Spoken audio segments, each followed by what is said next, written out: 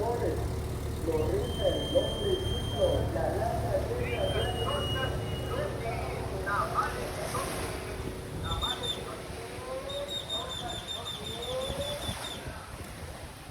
Hangout.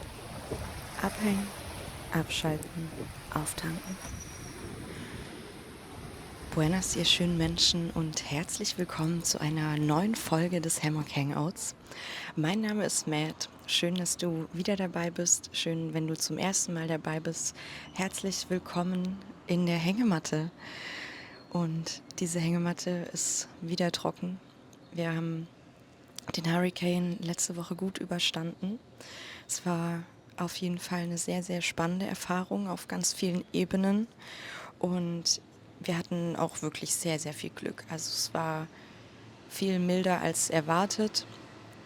Und ich bin auch sehr, sehr froh drüber. Also wie ich schon in der letzten Folge kurz angesprochen habe, ich habe das schon mal miterlebt, als ich noch ein kleines Kind war, und auch nur die Ausläufer. Also wir waren da jetzt nicht mitten im Hurricane-Zentrum-Gebiet, sondern das waren wirklich die Ausläufer am Rande.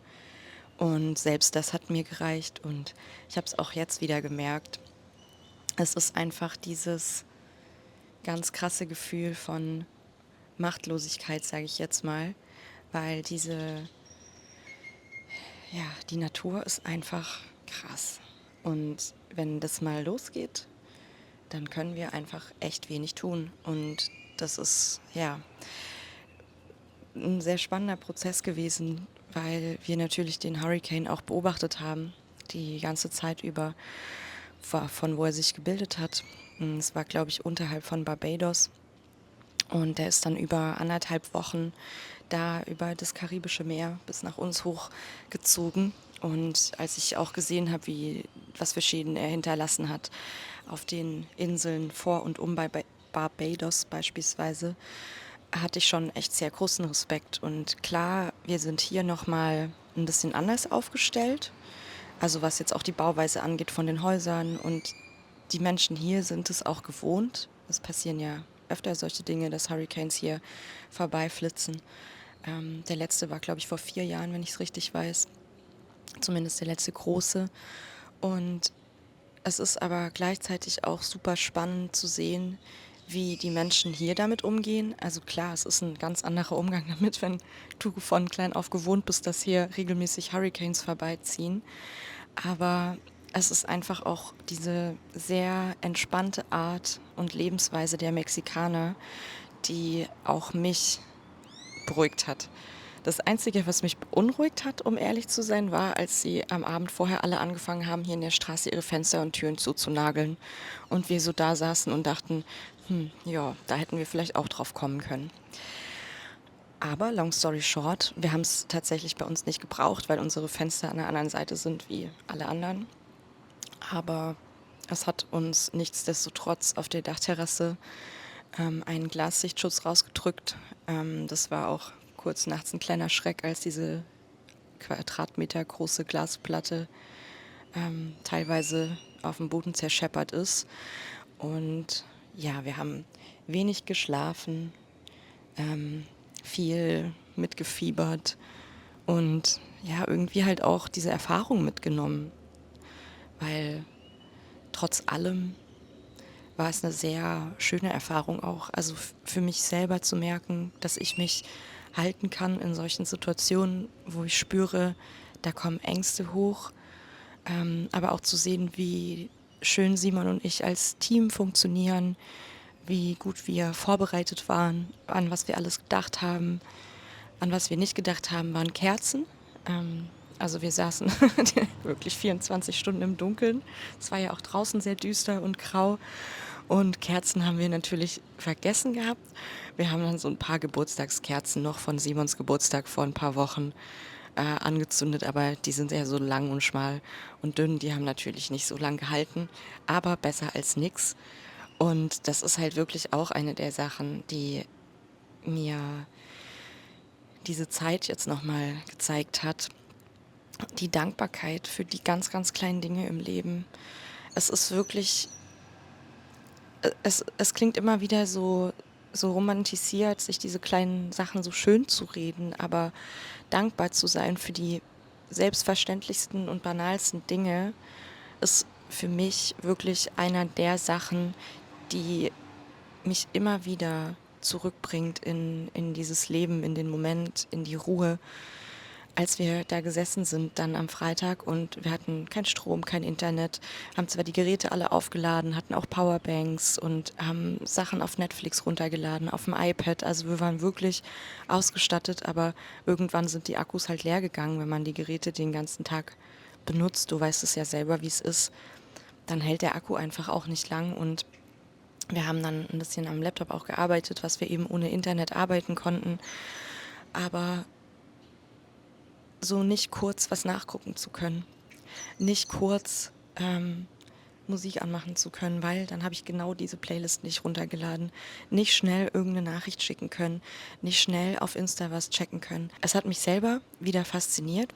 Ich versuche schon sehr regelmäßig und so gut es mir gelingt, Pausen zu machen. Also klar, ich kann jetzt nicht zweimal in der Woche nicht am Laptop sein, weil es ist mein Arbeitsgerät, aber gerade dieses Ding mit dem Handy, das Handy einfach auch mal wegzupacken oder weggepackt zu lassen, auch wenn ich unterwegs bin mit Freunden oder wenn Simon und ich was essen sind oder so und wirklich mal bewusst nicht aufs Handy zu schauen. Aber diese kleinen Momente wertzuschätzen. Ich habe auch einen Post gemacht am Samstag auf Instagram. Langeweile, also Langeweile wertzuschätzen. Es ist so krass, wie selten wir uns nur noch langweilen. Und erst war es einfach super unangenehm, weil ich mir dachte, toll, wie sollen wir jetzt den ganzen Tag rumkriegen? Und es ist so dunkel und ja, es war super warm. Wir hatten keine keine Ventilatoren, die funktioniert haben. Also es war sehr, sehr drückend und schwül. Ja, also wirklich diese kleinen Sachen, die einem doch so viel Erleichterung auch erschaffen im Alltag, wertzuschätzen. Und Leitungswasser, trinkbares Leitungswasser. Leute, appreciated das wirklich, wenn ihr irgendwo lebt, wo ihr Leitungswasser trinken könnt oder das noch weiter filtert, um es zu trinken. Hier ist es ja gar nicht möglich. Und ja, also wir haben genug Wasser da gehabt, auf jeden Fall. Aber das ist natürlich meine größte Sorge gewesen, dass der Hurricane schlimm wird und uns irgendwie das Wasser ausgeht. Oder dann auch das Leitungswasser, das wir zwar hier nicht trinken können, aber was man einfach sonst auch braucht, dass uns das Leitungswasser hier ausgeht. Dass wir ja kein Wasser mehr haben. Also, wie du merkst, es beschäftigt mich auch immer noch. Ich bin noch mit Simon sehr viel am Sprechen und Aufarbeiten und es klingt jetzt ein bisschen dramatischer, als es ist, aber es hat doch einfach so ein bisschen was in mir ausgelöst und das ist auch in Ordnung. Es ist einfach eine Situation, mit der man nicht jeden Tag konfrontiert wird. Dementsprechend kann es einfach auch ein bisschen länger dauern, bis so eine Situation verarbeitet ist oder wird. Und genau, so viel mal dazu. Ich hatte jetzt auch direkt das Bedürfnis loszuplappern. Habe gar nicht so gestartet wie sonst den Podcast. Nämlich, dass ich hoffe, dass du gut ins Wochenende gestartet bist, wo auch immer du dich gerade auf der Welt befindest und was auch immer du am Wochenende tust oder schon getan hast. Ich habe in der Folge vom letzten Samstag ein bisschen über Stress gesprochen, die Grundlagen, wie man Stress definiert, was es für Auswirkungen hat oder haben kann, welche Dinge da so zusammenhängen.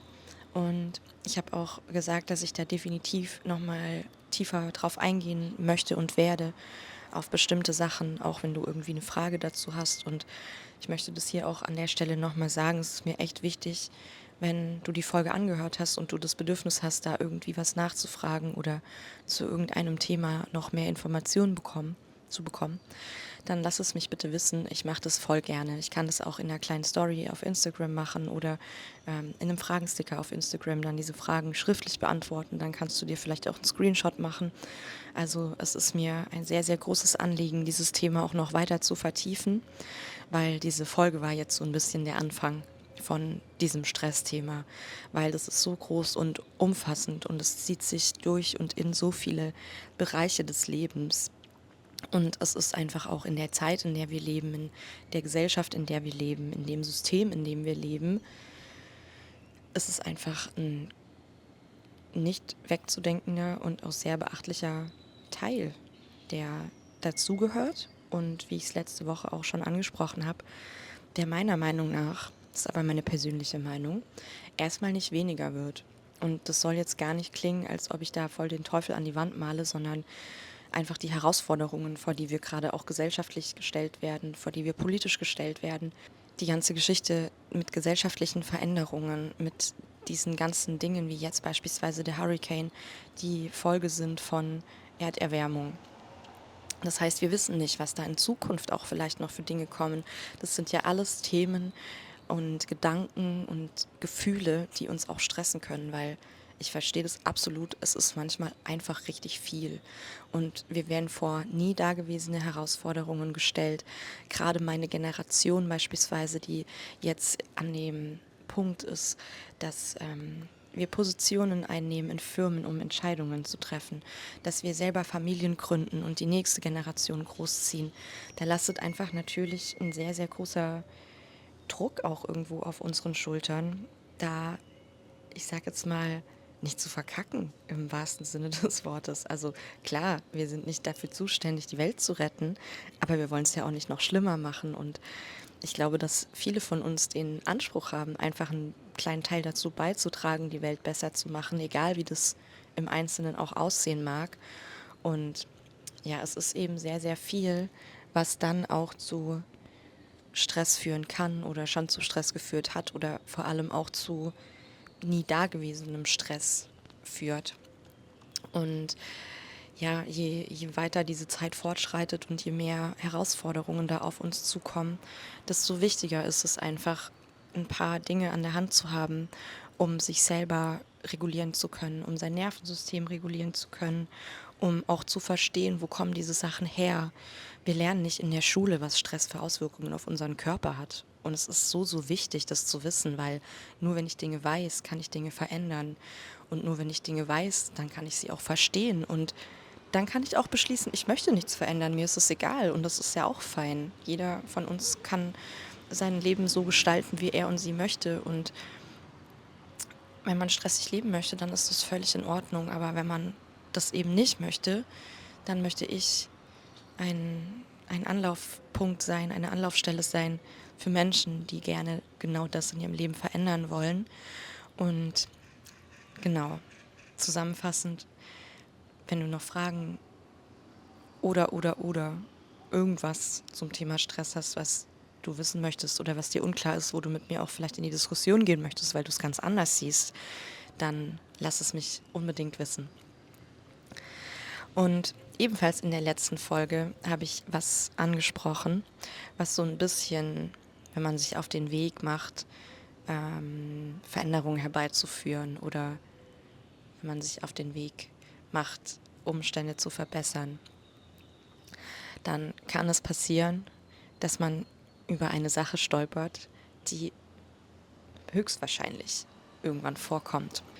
Und genau darum wird es in der heutigen Podcast-Folge gehen, warum sich Veränderung manchmal unangenehm anfühlt. Und dafür gibt es einen Begriff, den ich persönlich sehr, sehr schön und sehr treffend finde und ich mag den auch sehr gerne.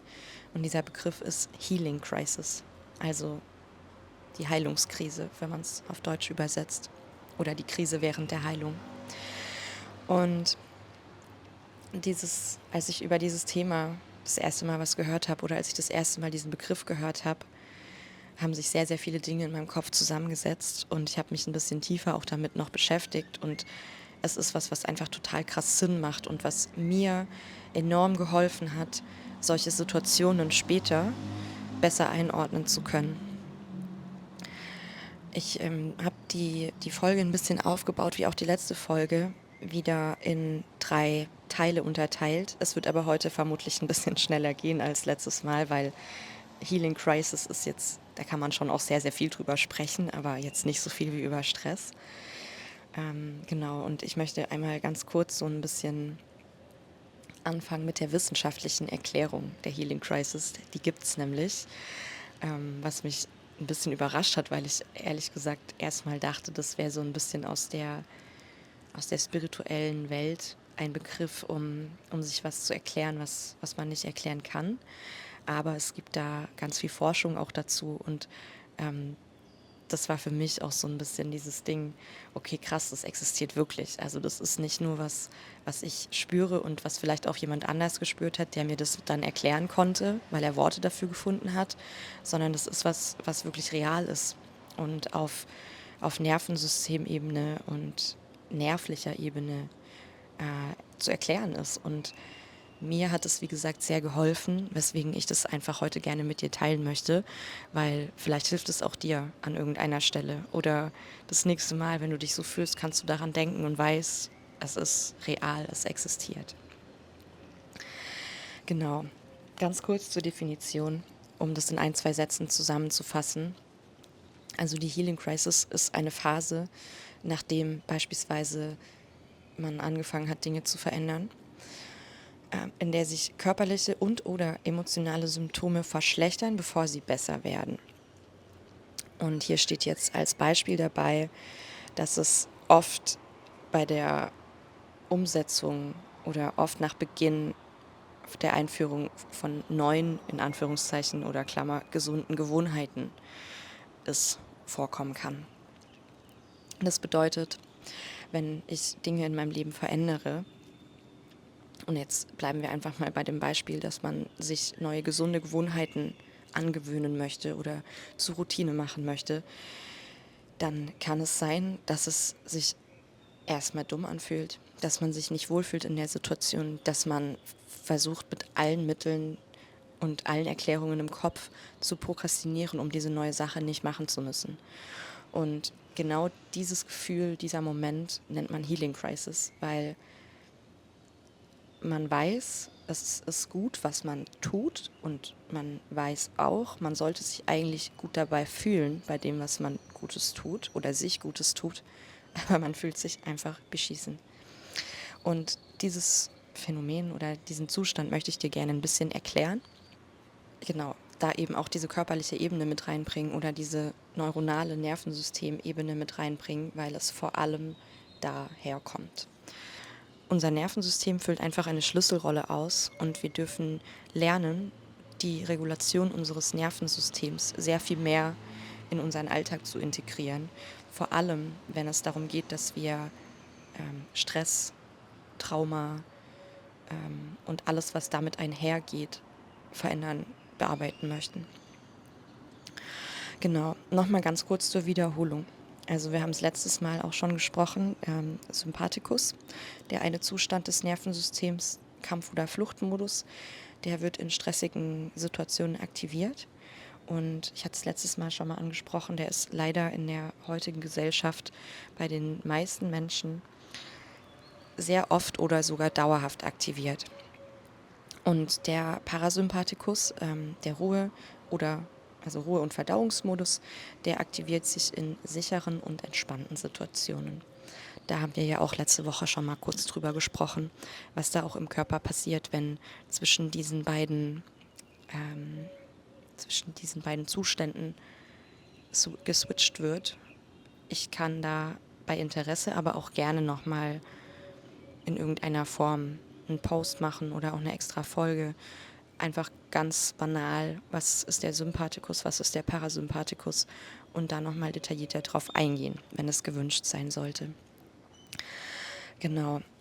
Und auf der Nervensystemebene, auf Gehirnebene, wenn sich unser Körper, unser Nervensystem und unser Gehirn an eine neue Situation anpassen, dann kann das erstmal unangenehm sein, weil, ich habe in einer der ersten Folgen schon mal drüber gesprochen, unser Hirn kennt Gefahr oder Nicht-Gefahr, Leben oder Tod. Und unser Gehirn kann nicht unterscheiden in der Gefahrensituation, ist es jetzt wirklich eine Lebensgefahr oder ist es einfach eine nicht so schlimme Gefahr. Da ist erstmal Leben oder Tod. Und danach unterscheidet unser Körper, unser Gehirn. Das ist, ganz kurzer Exkurs, das ist in der Evolution so, dass unser Hirn sich noch nicht so schnell entwickeln konnte, wie sich unsere Umstände entwickelt haben. Das heißt, unser Hirn hängt noch so ein bisschen in den alten Zeiten, wo es einfach sehr, sehr viel gefährlicher für uns war, als es heute ist. Und dementsprechend reagiert unser Hirn und eben dann auch unser Körper wie in alten Zeiten.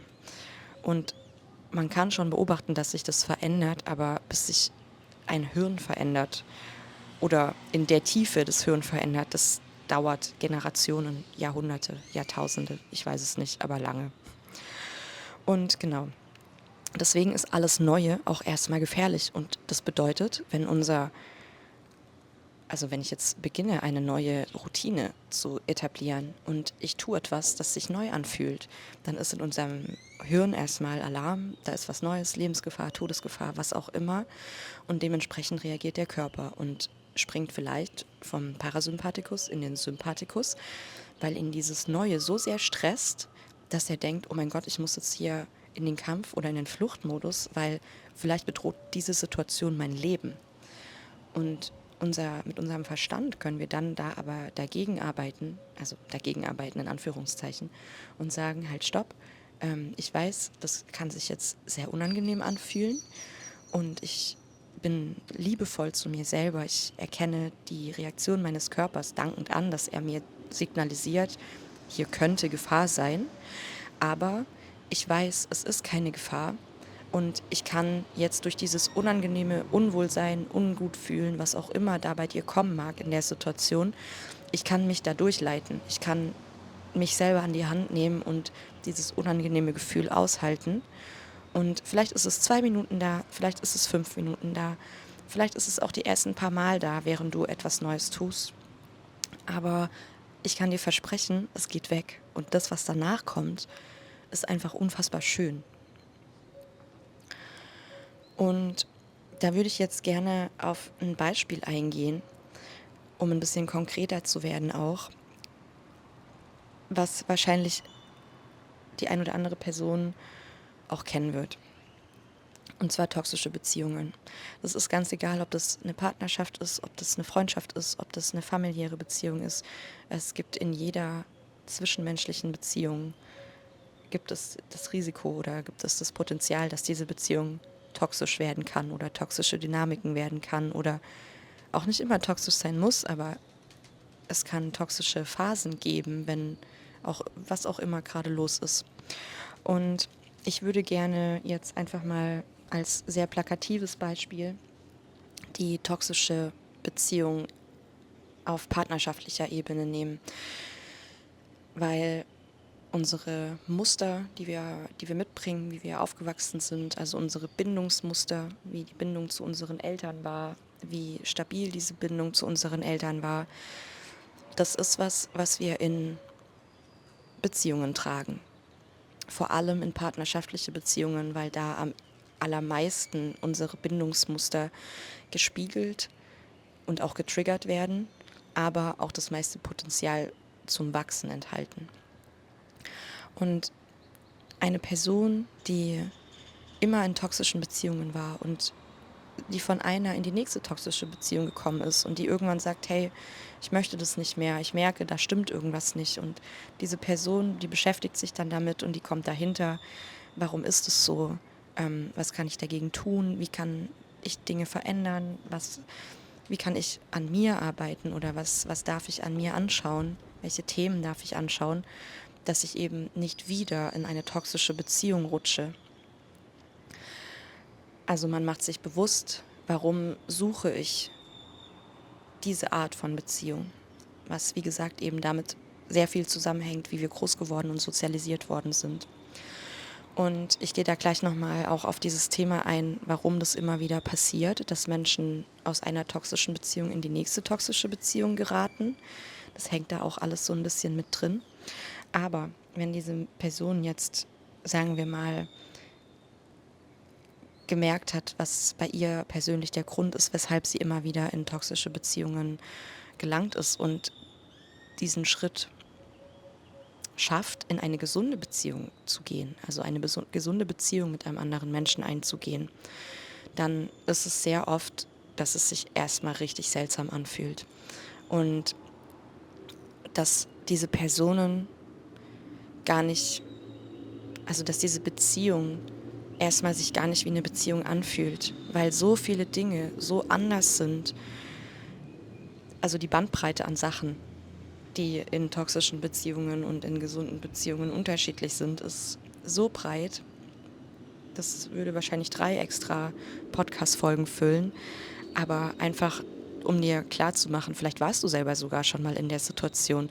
Vielleicht hast du eine gesunde Beziehung geführt und hast die beendet, weil es sich nicht angefühlt hat, als würde diese Beziehung gut sein, weil es so komisch war, weil es sich so seltsam angefühlt hat, weil es so unbekannt war, weil vielleicht die andere Person nicht auf deine Muster reagiert hat, wie es alle Partner davor getan haben, weil sie eben genau diesen Trigger bei dir angesprochen haben. Und in dieser gesunden Beziehung ist der Trigger nicht mehr da und auf einmal passieren Dinge nicht mehr, wie sie passiert sind, und man wird mit sehr vielen neuen Situationen konfrontiert, wo wir dann wieder dabei sind, die Healing Crisis, diese neuen, ungewohnten Situationen, Beziehungen, Menschen, Umgebungen, die uns erstmal unwohl fühlen lassen. Und genau, wie ich gerade gesagt habe, ich habe auch schon von Menschen gehört, die sich erstmal wieder getrennt haben, weil sie gesagt haben, ich habe das nicht ausgehalten. Das war so gut, das konnte nicht real sein. Ich habe das nicht ausgehalten, diese Beziehung zu führen. Und diese Person, von der ich jetzt spreche, die sind auch wieder zusammen, weil sie darüber gesprochen haben und eben gemerkt haben, dass dieses Gefühl des ungewohnt Anfühlens so stark und so präsent ist. Und ich glaube, dass es sehr, sehr vielen Menschen so geht. Und ich glaube auch, dass die Healing Crisis sehr oft der Grund ist, warum Menschen aufhören, Dinge zu tun, die ihnen eigentlich gut tun, weil es sich so ungut anfühlt anfangs. Um nochmal auf das Beispiel toxische Beziehung zurückzukommen und es an ein paar Beispielen festzumachen. Negative Muster und Verhaltensweisen, die uns vertraut sind, beispielsweise aus unserem Elternhaus, ist was wir auch in Beziehungen suchen, weil das ist was bekannt für uns ist. Das ist was, worin wir uns in Anführungszeichen wohlfühlen und auskennen. Wir wissen, wie wir reagieren müssen. Wir wissen, wie wir mit Situationen umgehen müssen oder können. Und all diese Dinge heißt nicht, dass es gut ist, aber es ist bekannt.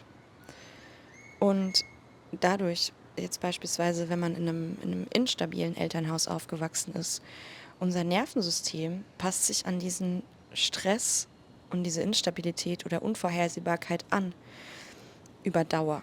Je länger wir dem ausgesetzt sind, desto mehr passt sich unser Nervensystem an, desto mehr wird dieser Zustand zur Gewohnheit und desto mehr wird alles, was nicht dieser Zustand ist, zur Gefahr. Egal, ob die Situation, in der wir sind, gut ist oder sicher oder nicht. Und das ist vielleicht an der Stelle noch ein sehr wichtiger Punkt, den ich machen möchte. Sich in Sicherheit fühlen und in Sicherheit sein sind 2 ganz, ganz, ganz verschiedene Dinge, die eben genau auch da mit reinspielen in dieses ganze große Thema Nervensystem. Man kann es auch als Beispiel nehmen für toxische Beziehungen. Wenn ich in einer Umgebung groß geworden bin, die unsicher ist, von außen betrachtet, dann fühlt die sich für mich trotzdem sicher an. Weil ich als Kind bin darauf angewiesen, dass meine Eltern sich um mich kümmern, dass meine Eltern dafür sorgen, dass ich am Leben bleibe. Jetzt mal banal gesagt. Dass ich weiß als Kind, ohne meine Eltern, ohne meine Familie sterbe ich. Punkt. Ist einfach so. Wir sind als Kind nicht in der Lage zu differenzieren in irgendeiner Form oder logisch über solche Sachen nachzudenken. Das heißt, wenn ich einer Gefahrensituation ausgesetzt bin als Kind, egal wie das aussehen mag, oder ich in einem zerrütteten, instabilen, toxischen Elternhaus groß werde, dann fühlt sich das für mich sicher an. Beziehungsweise es fühlt sich für mein Nervensystem sicher an, weil es ist bekannt. Das heißt aber nicht, dass es sicher ist. Also ich bin nicht in Sicherheit, sondern ich fühle mich sicher. Ganz, ganz, ganz, ganz, ganz wichtiger Fakt. Das heißt, ich werde mein Leben lang, wenn ich mir dieser Muster nicht bewusst werde, werde ich mein Leben lang danach suchen, worin ich mich sicher fühle, auch wenn es nicht sicher ist. Ich darf also erkennen, dass ich mich nur sicher fühle, aber nicht sicher bin, und ich darf dieses sich sicher fühlen in sicher sein übergehen lassen. Das heißt, ich darf mein Nervensystem nach und nach umgewöhnen, daran gewöhnen, dass das, was ich als bisher sicher empfunden habe, nicht gleichgesetzt ist mit sicher sein, und darf über bestimmte Tools und Übungen und vielleicht auch Gesprächstherapie, somatische Therapie, was auch immer, lernen, was es bedeutet, in Sicherheit zu sein und diese Sicherheit in mir selber zu finden. Und das war jetzt einfach nochmal kurz ein kleiner Ausflug zu diesem Beispiel auch mit toxischer Beziehung. Wenn sich toxische Beziehungen für mich sicher anfühlen, dann suche ich mir immer und immer und immer wieder toxische Beziehungen, weil die mir ein Gefühl von Sicherheit geben. Das ist für mich bekannt. Aber es heißt eben nicht, dass es sicher ist. Und deswegen fühlt sich, weil es unbekannt ist, eine gesunde Beziehung, in der ich sicher bin, erstmal, Entschuldigung nochmal für meine Wortwahl, fühlt sich erstmal beschissen an. Weil ich gewöhne ja mein komplettes System um. Und eine Beziehung ist ja nicht, ich höre jetzt auf, Kaffee zu trinken, oder keine Ahnung, ich werde ab jetzt morgens, bevor ich aufstehe, mich im Bett 5 Minuten stretchen, sondern eine gesunde Beziehung einzugehen, nachdem man nur toxische Beziehungen geführt hat, ist ein sehr, sehr, sehr großer Schritt und auch eine sehr, sehr große Umstellung und sehr viel Arbeit, die von beiden Seiten in diese Beziehung auch investiert werden darf. Genau. Ich hoffe, das war jetzt verständlich, wie ich das erklärt habe. Ich werde es später selber hören, wenn ich diese Folge schneide. Manchmal ist es ein bisschen, während ich aufnehme, für mich sehr schwer nachvollziehbar, ob das gerade alles so ausgesprochen ist, wie ich das in meinem Kopf mir überlegt habe, dass es auch Sinn macht, oder ob ich irgendwas vergessen habe, was ich gerne gesagt hätte. Wir werden sehen. Genau.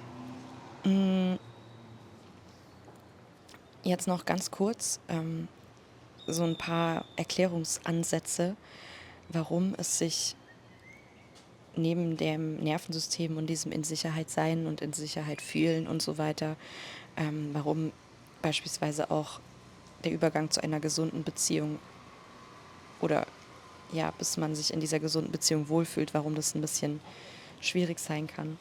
Also zum einen, wie ich schon mal gesagt habe, das Nervensystem muss sich erstmal anpassen an diese neue Gewohnheit, an den neuen Menschen, die neue Stabilität vor allem. Wenn man aus einer instabilen Beziehung kommt, dann ist es natürlich super ungewohnt, Stabilität und Ruhe in einer Beziehung zu finden. Was dann auch schon direkt der nächste Punkt ist, dieses Fehlen von Höhen und Tiefen oder das Fehlen von Extremen, was einfach sehr oft auch wie so eine Sucht für Menschen ist, die in toxischen Beziehungen leben. Also dieses Auf und Ab, dieses ganz Extreme vom krassesten Streit bis in die schönsten Liebesbekundungen und wieder zurück, und immer dieses sehr starke Auf und Ab, was wirklich auch süchtig macht, im wahrsten Sinne des Wortes. Das fehlt natürlich. Auf einmal ist die Beziehung ruhig und man kann dort ankommen, und diese Streits gibt es in der Form nicht, sondern vielleicht kann man normal über Dinge sprechen oder man diskutiert mal oder hat eine Auseinandersetzung, aber dieses Extreme ist einfach nicht mehr da, und unserem Körper fehlt es. Also unserem System fehlt es. Unser System braucht dieses Drama, wenn es Drama gewöhnt ist, weil ansonsten hat es Angst zu sterben. Und als letzter Punkt eben, auch um nochmal zu zeigen, was da hormonell abgeht, Stresshormone werden reduziert auf Dauer, und das wiederum, oder nicht wiederum, aber gleichzeitig werden auch Wohlfühlhormone mehr ausgeschüttet und gebildet, was dann zu einer Umstellung auf körperlicher Ebene führt, weswegen sich Dinge erstmal auch auf körperlicher Ebene ungut anfühlen können, weil es ist ein ungewohntes neues Gefühl, das wir im Körper haben. Und wie zu Beginn kurz angesprochen, dieses Beispiel, plakative Beispiel einer toxischen Beziehung ist jetzt natürlich schon sehr extrem. Ich habe jetzt auch sehr extreme Beispiele angeführt mit instabiles Elternhaus und so weiter, toxische Beziehung, bla bla bla. Das heißt natürlich nicht, dass es immer so krass sein muss. Aber ich möchte damit sagen, dass dieses Gefühl, dass sich Dinge erstmal ungut anfühlen oder unschön anfühlen, das ist real. Und das ist auch bei kleineren Veränderungen jetzt nicht nur, wenn man von einer ungesunden in eine gesunde Beziehung geht, sondern das kann auch einfach sein bei diversen Routinen, die man verändert, um selbst ernannte negative Dinge durch gesunde Routinen oder Gewohnheiten zu ersetzen. Und deswegen ermutige ich dich an dieser Stelle, wenn du das gerade machst oder wenn du das versuchst und du kommst an den Punkt, wo du denkst, boah, ich habe gar keinen Bock, das fühlt sich richtig blöd an und ich will das nicht machen, weil so und so und so, dann erlaub dir selber, das zu machen, auch wenn es sich ungut anfühlt. In dem Wissen, es ist vielleicht noch 2, 3 Mal ungut, vielleicht ist es auch noch mehr, aber es wird besser. Und das, was danach kommt, try it, wirklich. Es wird so, so, so schön. Glaub mir, ich habe es ein paar Mal selber probiert und ich kann dir sagen, es ist wirklich so.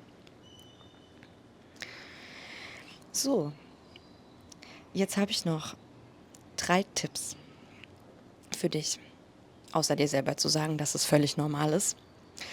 Aber das, genau, ist eigentlich auch schon der erste Tipp gewesen. Geduld und Selbstmitgefühl. Sag dir selber immer wieder, dass Veränderung Zeit braucht, dass es wichtig ist, dir selber den Raum zu geben, die Zeit zu geben, dich an neue Routinen, an neue Gewohnheiten, an neue Menschen, an neue Situationen, an neue Konsequenzen, weil du andere Entscheidungen getroffen hast. Grenzen setzen beispielsweise, für mich so ein Thema. Für mich fühlt sich Grenzen setzen immer noch ungut an, weil es ist was, was ich nie gemacht habe, was ich nie wirklich gelernt habe. Und für mich ist Grenzen setzen immer noch was, was mir extrem schwer fällt und wo ich mich danach oft schlecht oder erstmal kurz schuldig fühle und denke, boah, habe ich das jetzt so sagen können? Hätte ich das nicht freundlicher? Hätte ich das nicht gar nicht? Hätte ich. Es ist in Ordnung, dass es mir schwer fällt. Und erstens mal kommt meistens von den Menschen, denen ich wichtig bin und die mir wichtig sind, sehr viel Verständnis oder eben vielleicht das Feedback, es hätte jetzt ein bisschen freundlicher sein können und dann ist es auch okay. Und zweitens mal, danach zu wissen, dass ich das jetzt geschafft habe, eine Grenze zu setzen, weil es für mich wichtig war, meine Grenze zu ziehen, mich zu schützen, meinen Seelenfrieden zu schützen, was auch immer, dann bin ich froh, dass ich es gemacht habe, auch wenn es sich in dem Moment richtig, richtig ungut angefühlt hat. Deswegen wäre jetzt so mein Impuls, den ich dir da geben könnte, um ein konkretes Beispiel zu nennen, auch in dem Moment, wenn du dich so fühlst, mit dir selber zu sprechen. Entweder in Gedanken oder auch laut und zu sagen, hey, das ist gerade okay. Das ist einfach okay und normal, dass sich diese Situation jetzt ungut anfühlt, weil es ist sogar gut, dass es sich ungut anfühlt. Das zeigt mir, es ist was anderes als sonst und es ist auch spitzenmäßig. Das Zweite ist, kleine Schritte und Konsistenz. Mein eigenes Mantra. Jeden Tag 0,1% mehr, aber dafür jeden Tag.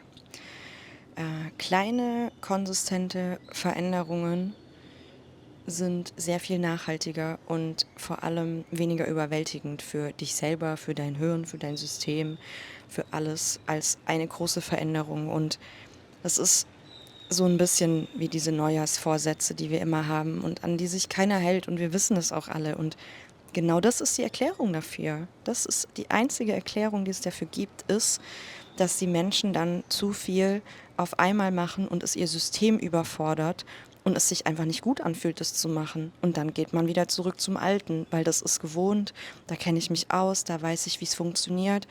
Dann bleibe ich doch lieber dabei. Deswegen jetzt ein kleines Beispiel, wenn du anfangen möchtest zu journalen, dann sag nicht, boah, ich muss jetzt jeden Morgen 3 Stunden, sondern nimm dir 2, 3 Tage in der Woche jeweils eine Frage und beantworte die. Und etabliere so diese Gewohnheit. Vielleicht wird sie mehr, vielleicht bleibt es bei 2, 3 Tagen. An manchen Tagen fließt es, an manchen fließt es nicht. Oder vielleicht merkst du einfach, ey, Journal ist gar nicht mein Ding, ich nehme lieber ein Videotagebuch auf, ich habe keinen Bock zu schreiben, ich möchte einfach lieber sprechen.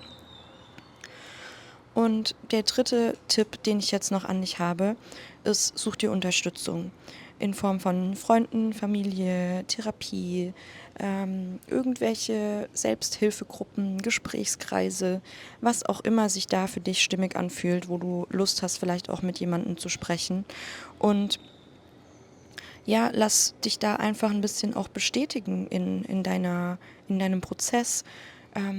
Und vor allem hilft es ja manchmal auch einfach, wenn jemand von außen sagt, ey, von außen sieht es gar nicht so schlimm aus wie für dich selber. Erstens mal. Und zweitens mal, es ist voll normal, ich kenne das vielleicht auch.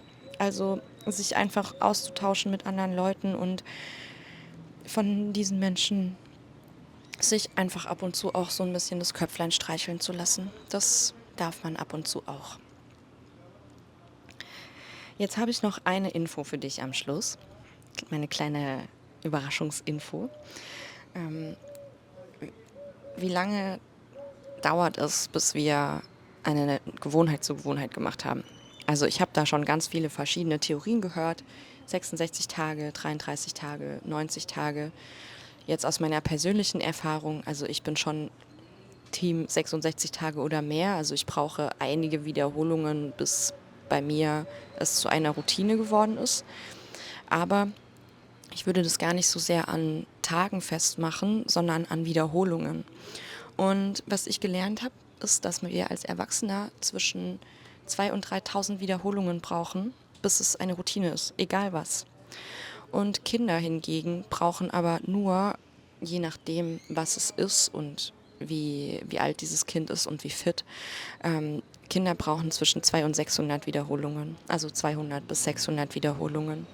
Was einfach darauf zurückzuführen ist, dass Kinder sehr viel spielerischer an Dinge rangehen.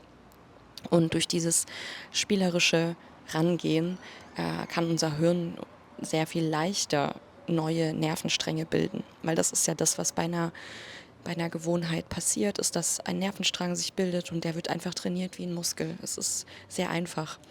Und Kinder lernen eben sehr viel schneller, weil sie das auf eine spielerische Art und Weise tun und unserem System so leichter fällt, diese Info zu speichern, zu verarbeiten und zu einer Gewohnheit zu machen. Deswegen ist jetzt mein absoluter Pro-Tipp: Solltest du irgendwas neu machen wollen oder dir irgendwas neu angewöhnen wollen oder eine neue Gewohnheit, Routine, whatever in deinen Alltag integrieren, etablieren wollen, überleg mal, ob es auf irgendeine spielerische Art und Weise geht. Du musst dich ja nicht da komplett verausgaben, aber vielleicht ist es einfach mit so einem Augenzwinkern auch zu machen. Und dann behalte im Hinterkopf, dass es sehr viel schneller geht, wenn du Spaß dabei hast, während du diese neue Gewohnheit zur Gewohnheit werden lässt.